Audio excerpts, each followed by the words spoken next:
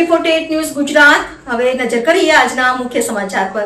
બારડોલી નગરપાલિકા દ્વારા આજે એક મોટી અને કડક કાર્યવાહી કરીને શહેરના શેઠ ફળિયા વિસ્તારમાં આવેલું ગેરકાયદેસર દબાણ સંપૂર્ણપણે જમીનદોસ્ત કરી દેવામાં આવ્યું છે।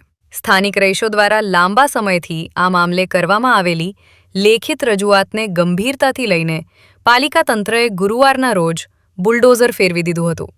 પ્રાપ્ત વિગતો અનુસાર શેઠ ફળિયાના એક સ્થાનિક રહીશ પવનભાઈ અશોકભાઈ ઢિમ્મર દ્વારા નગરપાલિકાની માલિકીની કિંમતી સરકારી જમીન પર ગેરકાયદેસર કબજો જમાવી દેવાયો હતો। આ સરકારી જગ્યામાં મોટું મંડપનું ગોડાઉન તાણી બાંધવામાં આવ્યું હતું। લગ્નસરાની સિઝન દરમિયાન અહીં બળજબરીપૂર્વક ભારે સામાન ખડકી દેવાતો હતો, જેના કારણે મહોલ્લાના રહીશોના અવરજવરના માર્ગો રૂંધાઈ જતા હોવાની ફરિયાદો બાદ આ કાર્યવાહી કરાઈ હતી। પ્રશાંત પટેલ, AB48 ન્યૂઝ ગુજરાત, બારડોલી।